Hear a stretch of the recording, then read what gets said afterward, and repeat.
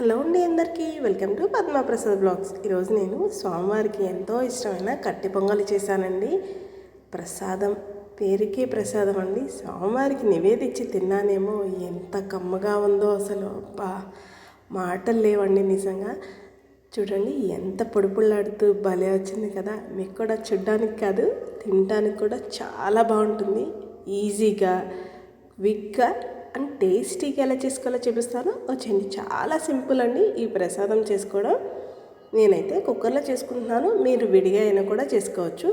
Cup బియ్యానికి 1/4 cup పెసరపప్పు వేసుకొని రెండింటిని నీట్గా కడిగి 1 కప్పు రైస్కి 2 కప్పులు నీళ్ళు పోస్తే చాలు. అలా అయితేనే పొడిలాడుతూ వస్తుంది.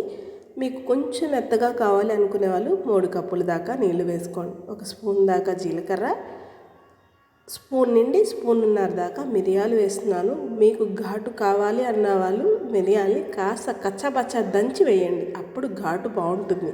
1 టీ స్పూన్ దాకా నెయ్యి వేసుకొని కుక్కర్ మూత పెట్టి హై ఫ్లేమ్లో 1 విజిల్ పెడితే సరిపోతుంది. నాకు ఎందుకో ఈ ప్రసాదాన్ని ఎక్కువగా శనివారం పూట చేసి భగవంతుడికి నివేదించి ఆ తర్వాత నేను తింటే ఆ రోజంతా ఏదో తెలియని అనుభూతి ఉంటుందండి. స్వామివారు నా పక్కనే ఉన్నట్టు నాకు ఎందుకో చాలాసార్లు అనిపిస్తుంది. ఎప్పుడు నా మనసుకి కొంచెం బాధగా అనిపించినా సరే వెంటనే ప్రసాదం చేసి స్వామివారి దగ్గర పెట్టి నాకు బాధగా అనిపించిన మాటని ఆయనతో చెప్పుకుంటాను. అంటే వెంటనే ఆ బాధ ఇట్టే పోతుంది. మీరు కూడా నా అలాగే చేస్తూ ఉంటారా? 1 విజిల్ తర్వాత చూసారా ఎంత పొడిపొళ్ళాడుతూ వచ్చిందో. రుచికి సరిపడా ఉప్పు వేసుకొని మళ్ళీ ఇంకొక స్పూన్ నెయ్యి వేసి ఇలా మొత్తాన్ని చక్కగా కలిపేసుకోవడమేనండి. అంతే, ఈజీగా అయిపోయే కట్టి పొంగలి ప్రసాదం. చూసారా ఎంత ఈజీగా అయిపోయిందో. ఇది స్వామివారికే కాదు అమ్మవారికి కూడా ఎంతో ఇష్టం అండి.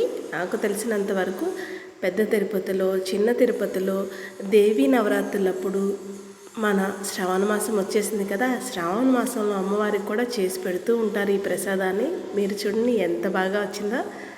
చూసారా భలే వచ్చింది కదా. ఇప్పుడు ఒక బౌల్లో పెట్టేసుకొని పైన ఒక చిన్న తులసాకుని పెట్టి స్వామివారికి నివేదించి ఆ తర్వాత మనం తింటే ఆహా అద్భుతంగా ఉంటుంది. నచ్చిందండి మీకు ఈ వీడియో? అయితే లైక్ చేయండి, మన ఛానల్ని సబ్స్క్రైబ్ చేసుకోండి. నేను మరిన్ని కొత్త వీడియోస్తో మేము ముందుకు వస్తూ ఉంటాను. అన్నట్టు మర్చిపోయాను, మీరు ట్రై చేస్తారు కదా ఈ కట్టి పొంగల్ని. ట్రై చేస్తే ఎలా వచ్చిందో కామెంట్ చేయడం మర్చిపోకండి. ఉంటాను మరి. మన ఛానల్లో శ్రావణ మాసంలో అమ్మవారి కోసం చాలా ప్రసాదాలు చేస్తూ ఉంటారు కదా. మన ఛానల్లో చాలా ప్రసాదాల వీడియోస్ ఉన్నాయండి. వాటన్నిటిని కూడా నేను కింద లింక్ ఇస్తాను. ఎవరికైనా కావాలంటే ప్లీజ్ ఒకసారి విజిట్ చేయండి. అలాగే కొత్తగా ఏమైనా ట్రై చేయాలంటే కూడా వాటిని కామెంట్ సెక్షన్లో తెలియచేయండి. నాకు వీలు కుదిరినప్పుడు ఖచ్చితంగా ట్రై చేసి ఆ వీడియోని కూడా మీతో షేర్ చేసుకుంటాను. ఉంటాను మరి.